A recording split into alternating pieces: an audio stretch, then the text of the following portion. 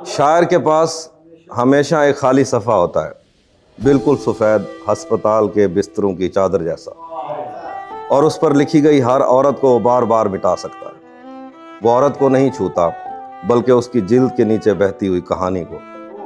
शायर की छोड़ी हुई औरत मुकम्मल लम्स को तरसती है, क्योंकि शायर छूता नहीं, काटता है।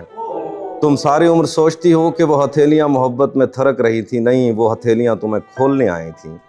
औरत उसके लिए जिस्म नहीं, रिवायत है। शायर छूकर मादियत छीन लेता है। औरत उसके लिए जिस्म नहीं, रिवायत है। शायर छूकर मादियत छीन लेता है। वो बालों को उंगलियों से नहीं समेटता, वो उनमें उलझे हुए ख्वाब नोचता है।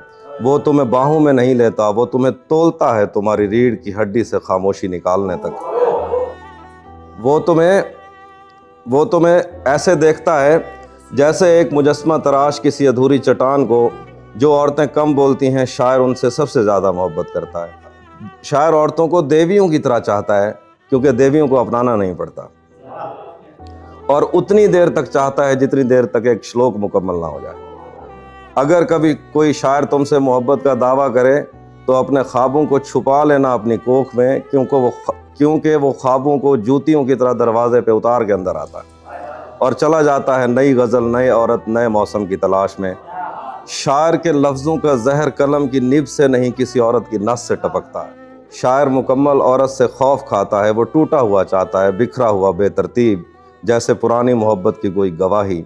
शायर औरत की हंसी से मोहब्बत नहीं करता, बल्कि उसकी हंसी में छुपी हुई हिजरत से। वो अपने कलम के नीचे रखी हुई औरत को मुकम्मल होने से पहले सफ़ा पलट देता है। शायर को बदन नहीं, बदन की थकन चाहिए। वो तुम्हें छूता है, मगर सिर्फ उतना जितना उसकी नज़्म को चाहिए। शायर को तुम्हारी आंखें नहीं, तुम्हारे आंसू चाहिए। तुम्हें पता ही नहीं चलता कि तुम कब औरत से उसकी नज़्म का ईंधन बन गई। वो तुम्हें चूमता नहीं, बस तुम्हारे होंठों के किनारे गिनता है।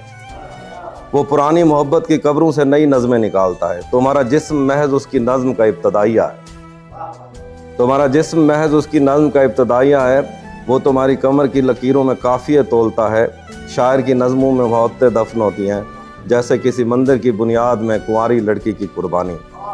तुम नज़मों में दफन औरतें हो, ना शायर की महबूबाएँ, ना तारीख़ की देवियाँ, बस वो खाम माल जिस पर तख्लीक की इमारत खड़ी है, जिसे लिखने वाले ने मार दिया और पढ़ने वाले पूछते रहे।